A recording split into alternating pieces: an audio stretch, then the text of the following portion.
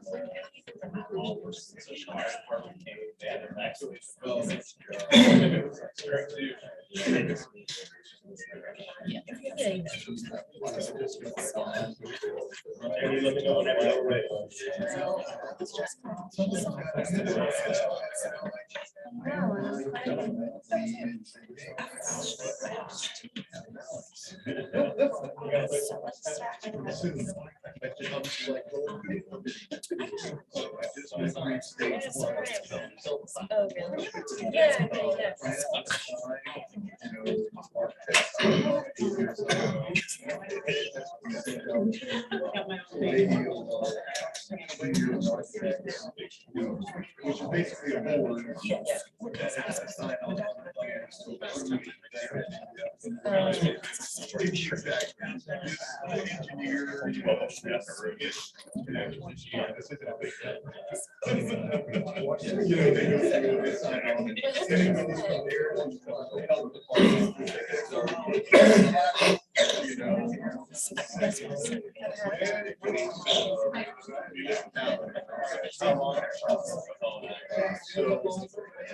I think from start to finish, it was probably about 30 years.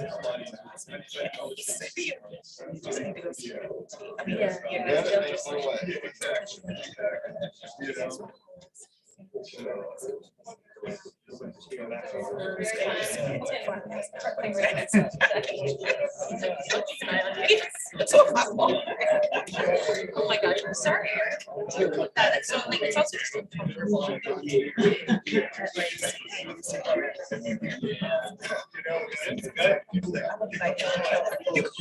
Ladies and gentlemen, we'll go ahead and get started. I'd like to welcome everyone to the planning commission for the city of Charleston, June 15th, 2022. My name is Charlie Parrish. I'm the chair. I'm introduce the planning commission members. First of all, our vice chair is not here, Harry was saying. He's got a first back, so we want to go on the record saying we wish him a speedy recovery. I expect Mr. Bailey to be here. He's not here yet. John Jacobs is here. Ms. Angie Johnson, Ms. Sunday Lepesis, Ms. McKenna Joyce, and Ms. Laquita Bryant Jenkins. We're all volunteers appointed by Charleston City Council. I know you here and thanking you for their work on behalf of the city of Charleston. The way we're going to operate the meeting is I'll read an item on the agenda for the record. Then I'll ask for staff to give us a report on the item, describe the item, give a recommendation. Then I'll ask the applicant to speak if they'd like to. And then ask anyone in favor of the application to speak, anyone opposed to the application to speak. If the applicant likes to have some final thoughts or address any concerns, that would be great. If you stand up to speak tonight, I'd ask that you give us your name and your address for the record and come up to the mic to speak as well. And I'm going to ask Mr. Christopher Morgan to introduce any staff. If you have any phone, please put it on silent, which I just did because I always forget, or turn it off. Thank you all. And I'm going to ask Mr. Christopher Morgan to introduce any staff that will be participating tonight, Mr. Morgan. And then also updates on the agenda, which is good because we had a lot of things drop off. Yes, sir. Thank you, Mr. Chairman. Yes, so on the agenda, a few updates on that. 179 and 181 Fishburne Street has been deferred, the rezonings. 313 Ashley Avenue has been deferred. 20 Wars Court has been deferred. And 0 Castle Ray in Pennywood has been deferred as well. So we've got a number, oh, and one zoning update, the for 2863 Maybank has been deferred. And then my name is Christopher Morgan. I'm planning manager here at City of Charleston Planning Department. Our staff that is participating in this meeting tonight include Jim Hemphill, planner, who's at the table right here. Our clerk, Philip Clapper, Philip Overcash is helping out, senior planner, and Chloe Stuber, senior planner, is also helping out tonight. Thank you, Ms. Morgan. Before I start on the agenda tonight, first thing I want to do is thank Mr. Clapper. We've had trying to catch up on these minutes for some time, and you've done a great job of doing that, so we appreciate that, and thank you for your hard work on behalf of the city. I'd ask commission members, this was brought up last meeting, but there were not many committee commission members that were here back in 2019, 18. So I asked Ms. Johnson and Ms. Lemphasis if they would consider making a motion to approve those minutes. I would make a motion for 18. I wasn't here in 19, but you were here. I mean, I was here, but not that meeting. So Okay. can we do? And I'll second her motion, and then Okay. I will move for approval for December the 19th. Okay, so we're probably gonna need, you were here on 18th, right? Would you make one motion to just approve all the minutes? She's not here on I was- 18. Oh, you weren't here on the 8th? That's Okay, why. okay. So motion by Ms. Johnson to approve the December 19th, 2018 meeting, second by Ms. Lemphasis. All in favor, signify by saying aye. Great. 2019, Ms. Lemphasis, I believe, makes a motion to approve. Is that correct? July 17th, 2019, yes. 2019, yes. Can we get a second? I'll be glad I'll to. second. Great, Ms. Johnson, all in favor, signify by saying aye. Aye. Great, thanks. And the last set of minutes is March 16th, 2022 and May 18th, 2022. I'm gonna lean on Ms. Jacobs. She's my minutes first. And I submitted to. Is there a second? I'll second. Great, thank you, Ms. Johnson. So the motion to approve the March 16th, 2022, May 18th, 2022. Jacobs, second by Ms. Johnson. All in favor, signify by saying aye. Any opposed? Thank you.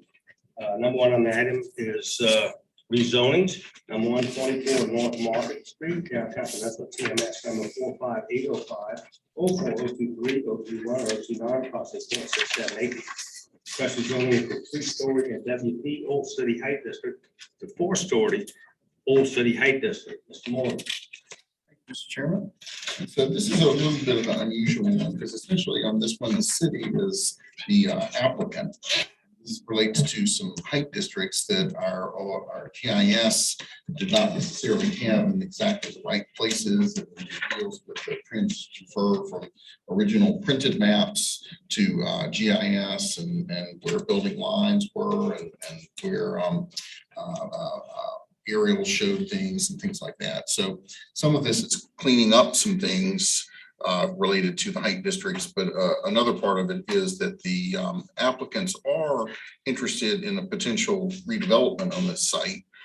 This site is also subject to restrictive covenants, easements from the Historic Charleston Foundation that date back a number of years. And I know there's a representative from the Historic Charleston Foundation here tonight who can kind of explain how those easements work on the property.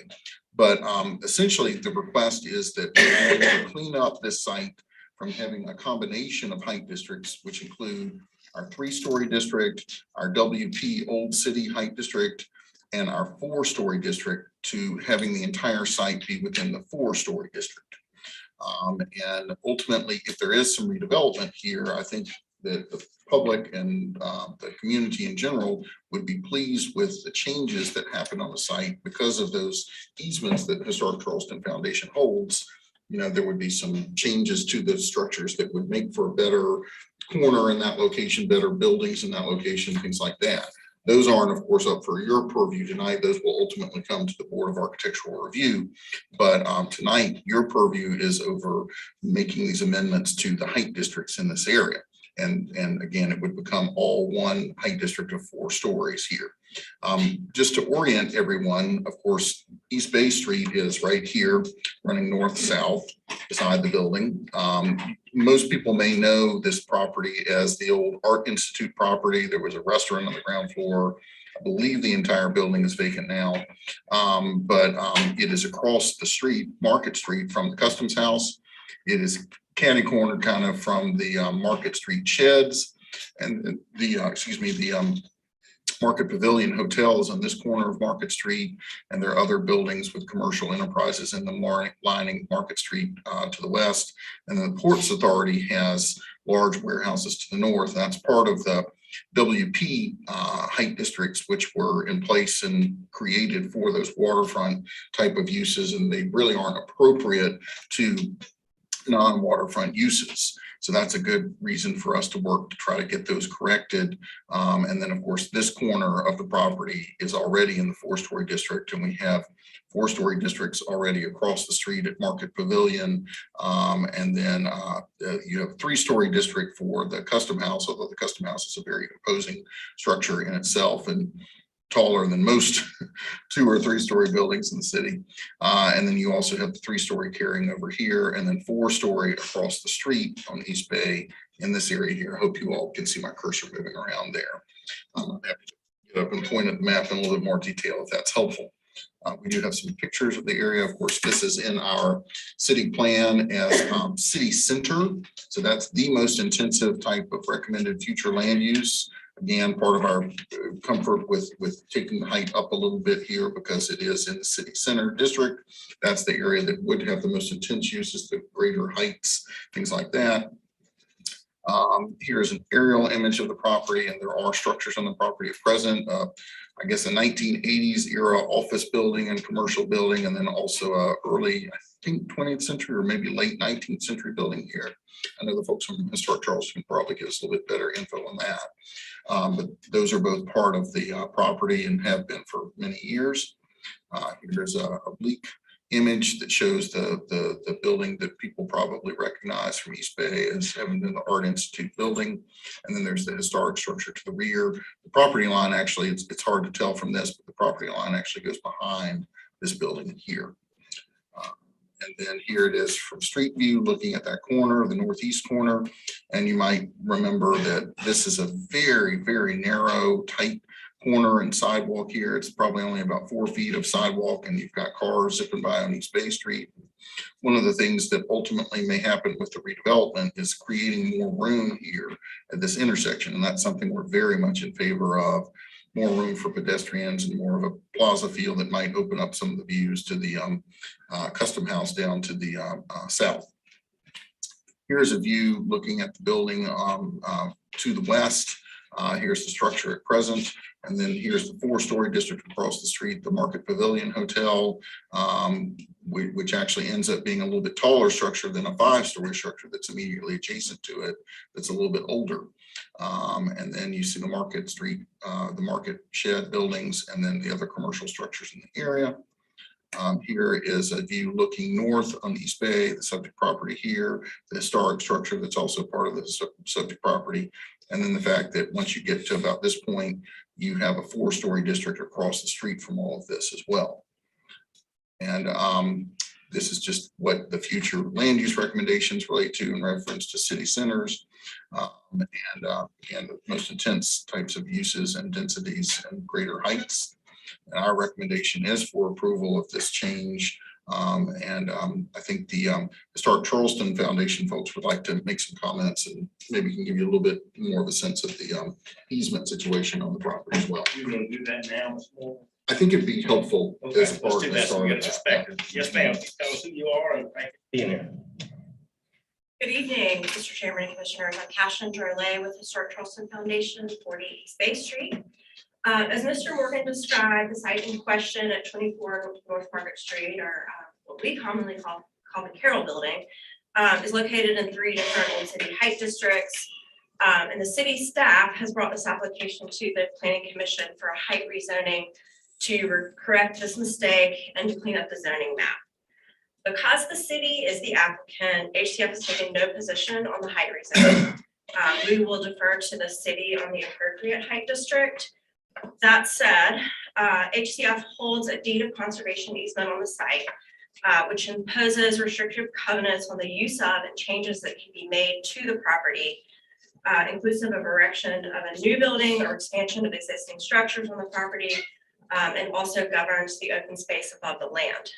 To that end, the height of any actual structure at 24 North Market Street is governed and controlled by the easement, regardless of its zoning. And HCF would review any proposed changes for the site under the terms of the easement to ensure that any changes are consistent with the conservation values that are protected by the easement and also HCF mission. Thank you, and I'm happy to answer any questions. Thank you, Mr. Cole. And, you know, I'm old enough to know Mr. Hofford's here. He's old enough to know Miss Lempus. It's not that she's old. That was Carol Seafood. I mean, we all, Carol, don't know, it's Carol. When we were kids, we used to go seafood there on that corner of Carol Seafood. I remember that. So anyway, thank you, Mr. Ole. Appreciate it. Also had listed Mr. Morgan as Kale Gates LLP. Does they want to speak as applicant as well or no? I think as representatives of the potential purchaser here, they may want, I don't know if they're representative or not. Okay, if you're there and you want to speak, we'd love to hear from you. As also as a co-applicant for the city of Charleston. If not, that's okay. Anyone in favor of this application want to stand up and say anything? Anyone opposed to the application? Okay, so that close the public aspect of this. I'll move for approval Ms. with, Lapis has moved for obviously with all the restrictions and easements, et cetera. With restrictions that easement is pointed out. Second. Ms. Johnson seconds. Any other comments? All in favor signify by saying aye. Anyone opposed? See unanimous vote. Thank you. Thank you, everyone. Number 2 is 810 Meeting Street, East Central Peninsula, TMS number 461090110, 45 acres, request rezoning from 6-story Old City Heights District to the 4 to 12-story Old City Heights District. Mr. Small. Thank you. I think continuing the theme of unusual requests related to height districts here, this is another one that the city is the applicant on because we missed something in our review on this project. And that is that when the project was put into the Upper Peninsula District a number of years ago, it was not, the height was not changed to the 412 district. It remained in a 6-story district. And our staff is typically used to working with the UP districts as 4 to 12. And so they kind of jumped right to the conclusion if it was UP, it was a 412 height district. And they began working with the applicant on all the details of the 412 height district. The applicant ultimately showed how they could earn the points necessary to get up to a 9-story building. And then they proceeded to get BAR approvals, which they have gotten. And then as they were nearing completion of all their TRC process, we happened to notice that the map did not match up with what the staff thought was in place. And we realized we needed to correct it because they already had a BAR approval here. So just to orient everyone to this, this is Meeting Street here running north-south, Morrison Drive here. The ILA Hall is over here. The City of Charleston Parks Department, the old Coke plant is right here. And Mount Pleasant Street is up here. In our future land use plan, this is a city center location, which makes sense given that it was in the UP district. And again, the greatest heights, the most intensity in these areas. This is an aerial image of the site. It used to have a gas station on it that has been recently demolished by the property owner. Here is an image of that site on Meeting Street looking north. And here's an image looking south towards Morrison Drive to the left. And just across the site here. So this is what DAR has approved for the site, which is essentially a 9-story structure, very handsome structure. It was commonly kind of getting called the Flatiron Hotel because it is narrow there. And so definitely a very imposing structure and definitely taller than 6 stories. So we needed to get it in this 412 district. Just some other images of it. This is at the point there at where Meeting in Morrison and Mount Pleasant Street meet. Nighttime view just for your viewing pleasure there, and then view of it from Meeting Street as well. So you get a sense of, you know, they put a lot of time and effort into this development, and it's going to be a very significant structure here. And we would like to have the Height District correspond with what typically happens in the UP district with the 412 district. Thank you. City's application on this one, again, to clean everybody, I almost emphasis Kitty's Fine Foods was right next door to that, so I'm just reminiscing about the past with all this. Small restaurants. Yeah, does anyone like to speak in favor of this application? Anyone in opposition to this application? That close the public aspect of this, questions, Jacobs? Just one question. You said it already has BAR approval. It's a hotel, correct? Correct. But the notice will be gained by picking credits from that table. Yes, from the Upper Peninsula zoning district And tables, yes. what have they used? I would have to check back in with our GRC folks. I don't have that information with me. I know it relates to, I think, public space areas. I think rooftop uses and maybe some green roof potentially, maybe some energy savings, things like that, that create credits. I was just curious because another site up there was using mobility funds and we were still wondering how those funds were being used even. So I'm just It curious. very well could be that they had mobility funds. Those are going into an account that then the city will set up when there's a significant amount of money in that account. The city will set up a group that will determine how best to use those in that corridor. Yeah. Just want to stay on top of that mobility fund because when we're creating these things in this area, we probably need to look at how to move people around better up there. So sitting in some escrow account.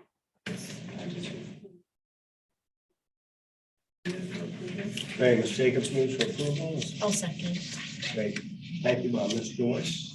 Any other comments? If not, all in favor, signify by saying aye. Anyone opposed? Great, thank you. Unanimous. Under rezonings, and it's item 6. On Travis Lane, County Code 268 0000000. I think I have that 05 and 039. Plus 11 acres. Request rezone for single family SR1 to reverse residential DR9 this morning. Okay, thank you. This is a property that's adjacent to the Kingwood properties that are part of a very large PUD. It's now being developed as the Point Hope development out here off Clements Ferry. This is what we kind of call Upper Clements Ferry Road. It's north of Jack Primus Road, which is a little bit further south. And I can show you on the map here, this little inset map, Jack Primus communities over here, Charleston Regional Business Park. So it's north of all that, but not quite to where the first phases of Point Hope are, and not quite to, of course, Kingwood Road itself. These are two long, narrow portions of property that total 11 acres. And the request was to go from SR1 to DR9, which is essentially it's an acre and allows a diverse type of building, residential building pattern. This is in our comprehensive plan for neighborhood edge, and then a good portion of the site is wet and would not be built upon, but the area that is the most buildable is in our neighborhood edge designation. Here's an aerial image, and you can kind of see where that break point comes from, where it gets wetter and different topography there, and very high topography here, which is in line with a lot of areas along Clements Ferry Road. Neighborhood edge does have recommendations for 6 to 20 units an acre, so the DR9 would be in line with that. Ultimately, the development would not be getting into the natural or wetland areas of the site, but I'll let the applicant speak to that.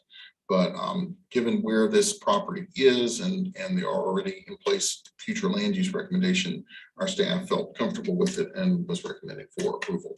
Thank you, Mr. Morgan. Is the applicant here? Sir, come on up and tell us who you are. Stephen Whiteside, 501 Wando Park Boulevard. Thank you, Christopher. That was a good presentation. Yeah, this is a good high site. We're up at elevation 25 and up on our uplands.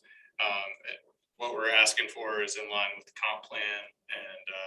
And like Christopher said, we would be putting our development in the uplands. And we think this is a good rezoning, and we ask for your support. And we're here if you have any questions. Thank you for being here.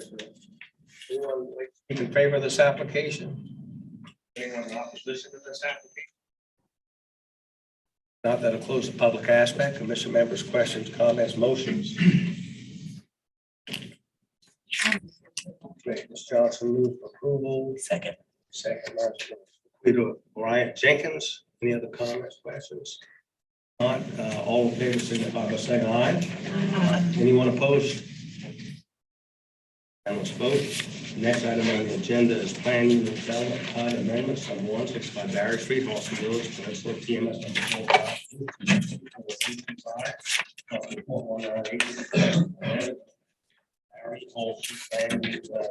Master plan development guidelines, zoning, separate property, single family, SR2, single family.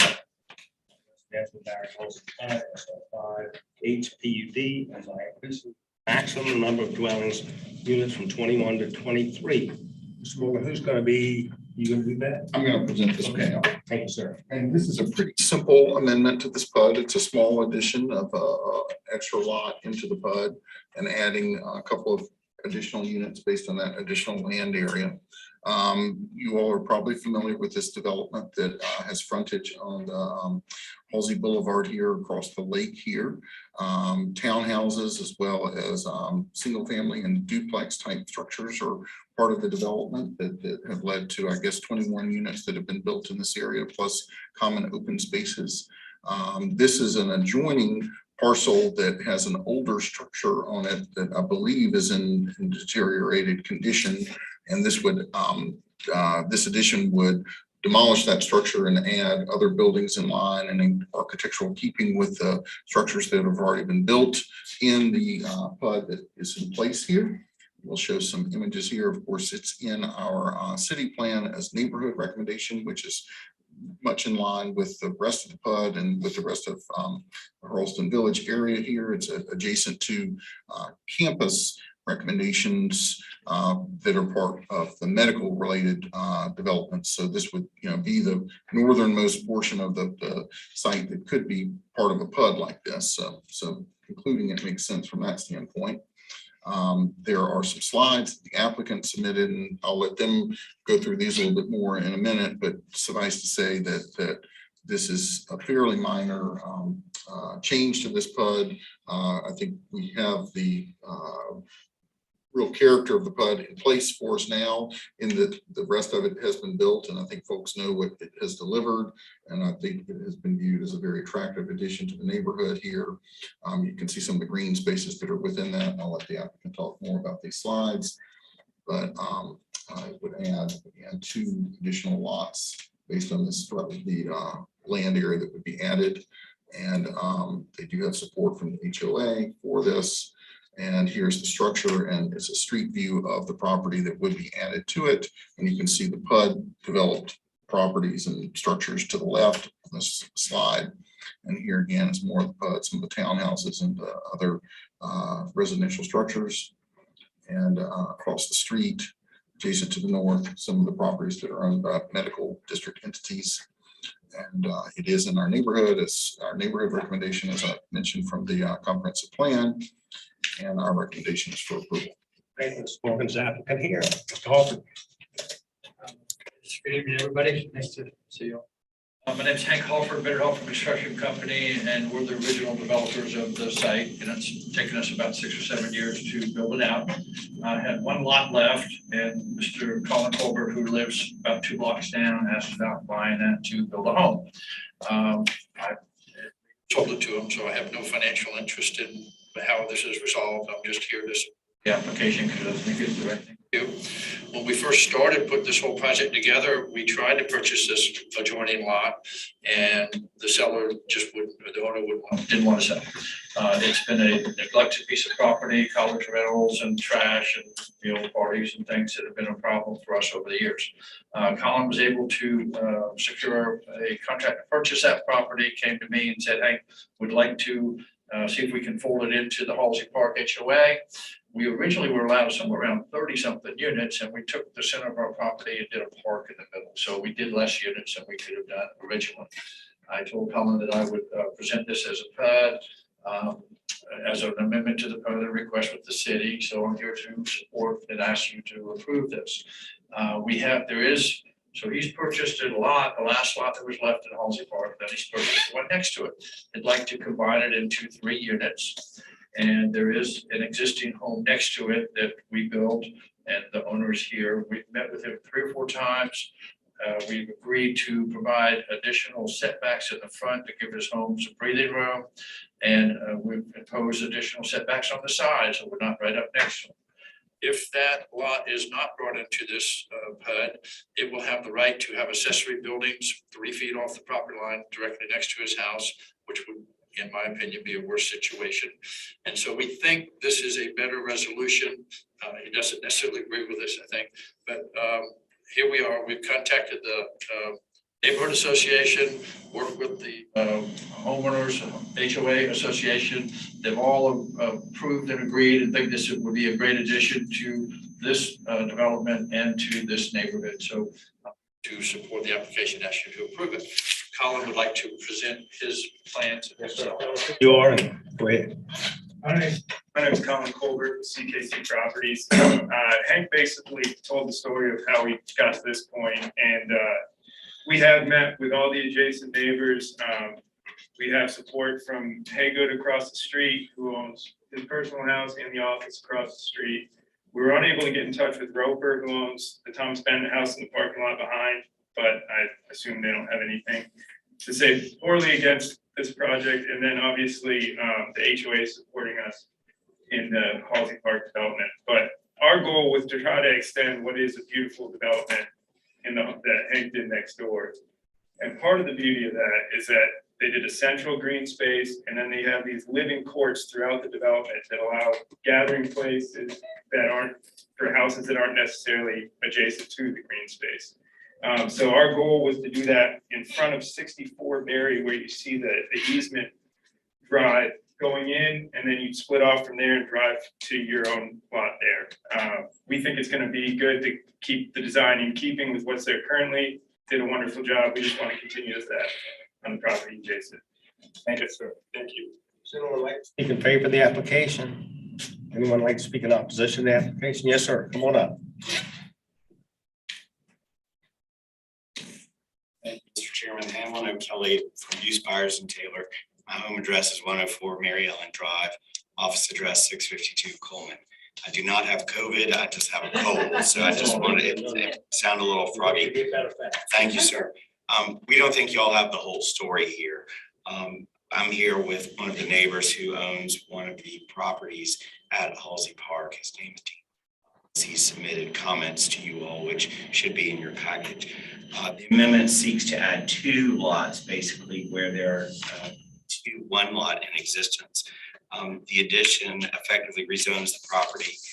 We think this is not simple. We disagree with Mr. Morgan's analysis.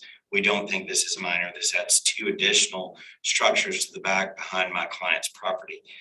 You all need to know the whole story. You received a letter in support by the HOA, but the HOA is still completely controlled by the developer. The last lot has been sold. This property, this development should have been turned over to the HOA, but it hasn't been yet, despite the fact that the governing documents and the PUD say the moment the last lot is turned over, it's sold, it should have been turned over to the owners. So this is a fast one that's being pulled on you by a developer who's seeking to line his pockets with more lucre from somebody down the street. Mr. Colburton seems like a nice enough fellow, but again, this is a way to try and line the developer's pockets.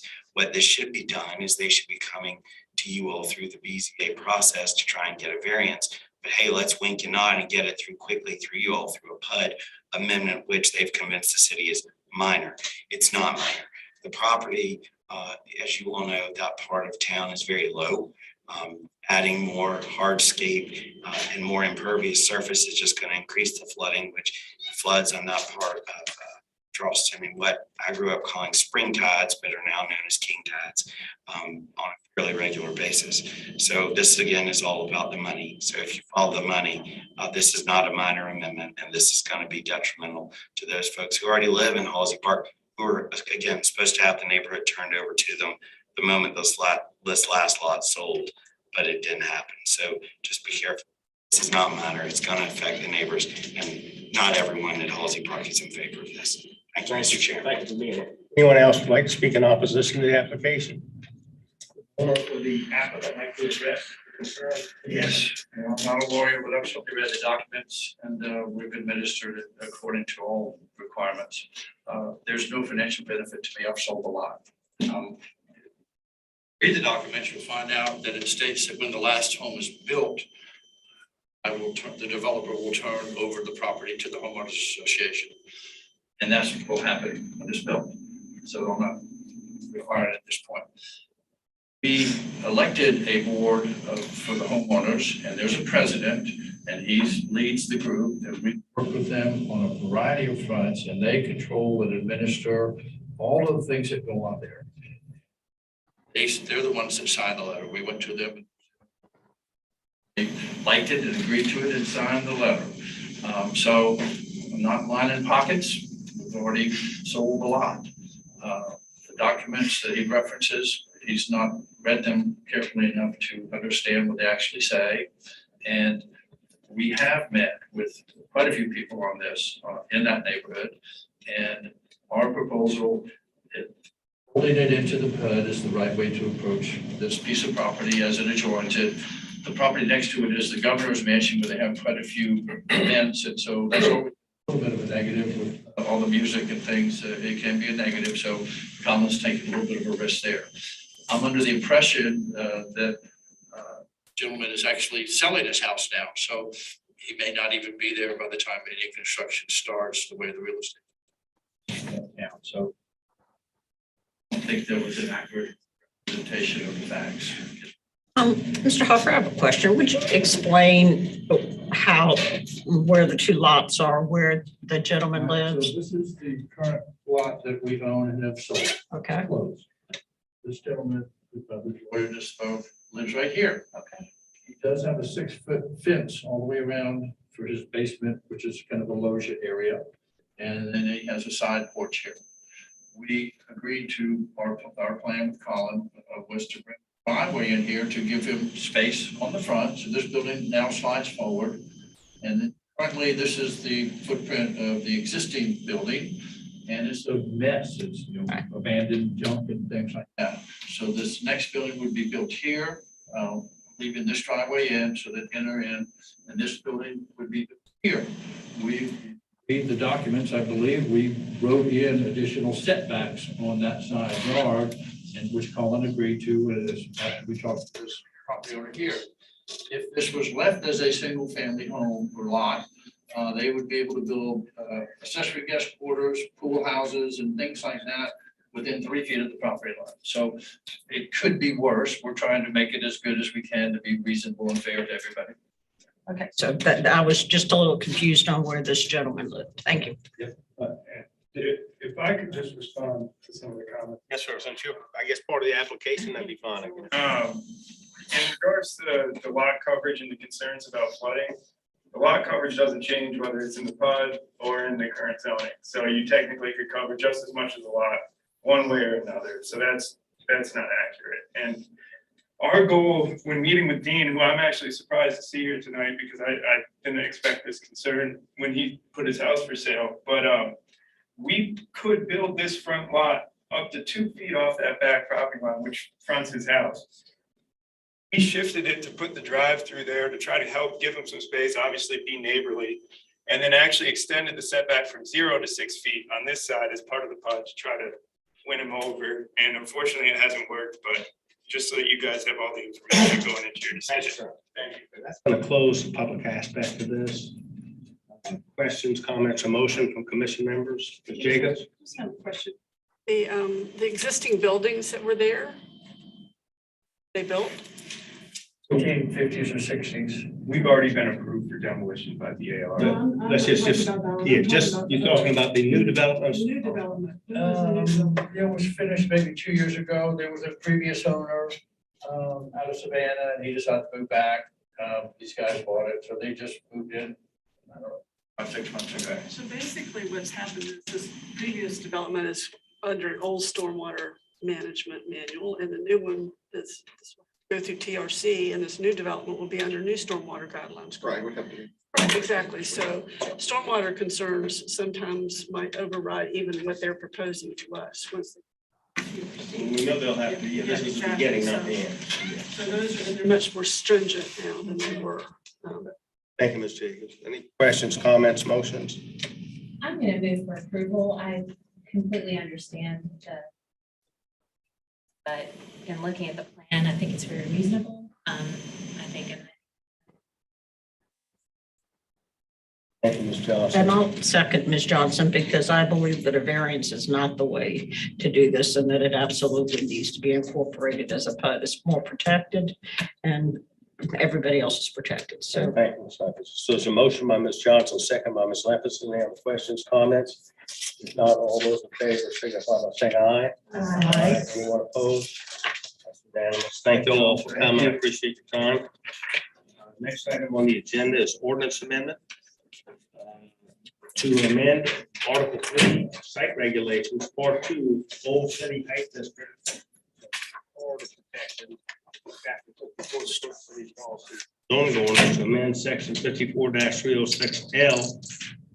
Height District 85-200, section 54-306N. Height District 85-125, and section 54-306N. Height District 85-90. Mr. Morgan, who's going to take this? I'll take You're this. taking everything. Okay, thank you. So this sounds a lot more complicated than it is. But essentially, this is an amendment to our medical district height ordinance that we put together 15 or so years ago, something like that, to help give our medical district providers more flexibility in building their structures. Because medical district medical uses in buildings take more floor to ceiling height. This all goes back to a time before we had our heights by floors, which we did, I guess 6 or so years ago, when it was just number of feet. And there were the number of feet that we had in most of the city height districts did not really work well in the medical district because, sometimes these floors are 15, 20 feet between the floor and the next floor above it because of all the equipment that has to fit in there. So we had reworked it for our medical district. And in an effort to help preserve the medical district types of uses in that whole area, and I'll show you some maps of it, we felt like this was a good amendment to make that helps require that unless you're mixed use zoned, MU zoned, or using the property in a medical fashion as defined in the ordinance, you would need to limit your height to 5 stories. So if you aren't having those medical type uses or not zoned MU, you have to have a height limit of 5 stories. That's essentially what this is saying. I will go to some maps that give a little bit more detail. So the medical district heights apply in all the areas that are shown on this map here. And there are a range of the 85-30 district, the 55-30 district, the 85-125, and the 85-200. And they are spread around both the VA site, which is in here roughly, the Roper site, which is in here, as well as some land across the street, the MUSC land, which comes over here and wraps around and also includes some land over here that leads into the West Edge area. So all those different medical providers had these extra heights given them because they were creating buildings that needed that extra distance. And we wanted to make sure that if there were new developments in this area, that if they were not of a medical nature or if they were not zoned MU, and the MU zonings are shown here, and that's basically this whole area north of the Crosstown and west of Haygood, that if those uses were in the MU district, they would be still allowed to use the overall medical district heights. And then if they are medical related in these areas that are non-MU, they could still use these heights, but if they're not medical related, they would have to be limited to 5 stories. So does that make sense? Have I explained that appropriately? Okay, pretty simple, I think, but I'm happy to answer questions. And we can kind of go through different parts of the ordinance there, because we've got each line of the ordinance here too. Great, thank you, Mr. Morgan. You obviously brought this ordinance, you're supportive of it. Would anyone, Mr. Rolay, you're here. I don't know if you want to speak to this ordinance. Okay, great. Anyone like to speak? Big crowd here still. Regarding this ordinance? If not, that'll close the public aspect of this. Commission members, questions, comments, or motion? Mr. Bailey should move for approval for this. Put you right on the spot. Does anyone have any questions? She asked you that. That's right. I have seniority. I don't think I want that, like that word No, no. anymore. If no one has any questions on it. Great, thank you, Mr. Bailey. There's a motion by Mr. Bailey. Any other questions, comments, or a second? I'll second. Ms. Johnson, thank you for bailing me out of this. This motion by Mr. Bailey, second by Ms. Johnson. All in favor signify by saying aye. Aye. Anyone opposed? That's unanimous. Last item on the agenda is zoning, it's number 2157 Fort Pepperton, Riverland Terrace, James Island, TMS number 34301-001-4.22 acres. Mr. Rowland, thanks for coming. Acres request rezoning of single-family residential SR1 zone, single-family R4 in Charleston County. I know it's you, Mr. Morgan. So yes, it was R4 Charleston County, and typically we bring those into the city as. Just a young lady, she annexed this in. I'm sorry? Our annexation person brought this in. Yes, she did. There you go. Thank you, I man. did not introduce You you. want at least to go through every day, so thank you. No. We want a Yeah. bunch of these annexations. What is your name? I'm sorry. I'm Molly Jones. Molly? She's new in the Welcome. city. She's the new annexation czar. God, we haven't had one of those in a while. That's exciting. Okay, I move for approval without Christopher's explanation. Would anyone like to be heard on this act? Not? Ms. Lepus moves for approval. Is there other questions, comments, second? I'll second. Second by Ms. Johnson. All in favor, signify by saying aye. Anyone opposed? That's unanimous. Thank you, everyone, for coming. And we had a very big agenda and everything got pulled off. And I thank you, Mr. Bell. I know you just got in from out of town. I thank you for being here.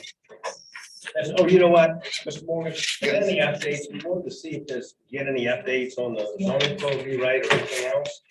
Yes, so both the zoning code rewrite and the peninsula plan RFPs are going to our procurement folks right now. And so those should be hitting the streets, we hope, in the next week or two. And then there'll be a period that they have to be out on the street, probably 3 to 4 weeks, something like that, getting firms to submit. Yes, so firms to submit, and then we would review those submittals and see if there's a proposer that has a proposal that fits the budget that we have for those two different planning efforts, the one being the zoning ordinance and the other being the peninsula plan. And we'll hear back from about that. Yes. And Thank there- you. Any other updates? Mr. Go ahead, Morgan, I Ms. have a question. Interesting is I've had in the last, like, probably 30 days, people ask me, and I don't really recall in all my years of being on this commission. Somebody asked me if we ever approve any boat landings. Is that something that the city of public boat Wildlife. landings? That is typically something we have not been involved in because it's the waterborne portion of that, the structure that allows you to unload the boat and that kind of thing is governed by, I guess, OCRM and DNR and entities like that. And the lands, typically all that's needed was just, like a conservation or pretty much any of our zoning districts would allow those if the waterborne portion fits, like I think about the one at Wahoo Cut. Right, Not far from you, yeah. And that is not something I remember coming through here. at all. I don't remember any of it. There's Now, emphasis- like, I was emphasis thinking- on John's Island, then it goes to the Bailey family. Well, I mean, I was thinking about like Laurel Park. I mean, that never came up in the discussion. Laurel Laurel Island, I'm sorry. Yeah, they wouldn't be able to have them there because of the nature of the fill on that site and the way it relates to the water. There will be waterfront promenades and paths and things like that, and there will be a small dock area that boats on the river can get to, but I don't think you could create a boat slip Ramp, landing like a ramp. type of thing. It was just a question and I really did not know how to answer that. Ms. Jacobs, did you have any other questions? I know we wanted to get updates and any other staff. Anything else? I just noticed even in our agenda, sort of band-aiding the zoning code and all the time, and I'm just hoping that we can just get to, instead of this Band-Aid approach, a more global look as soon as possible. So We definitely, if there were not things that we felt like might change in the next 6 months or a year, we wouldn't be creating zoning. And that's what we- Change to, we're trying to. Not do that. well, I know that something, I mean, you can't just stop the city, but I'm just noticing that we're constantly looking at these things.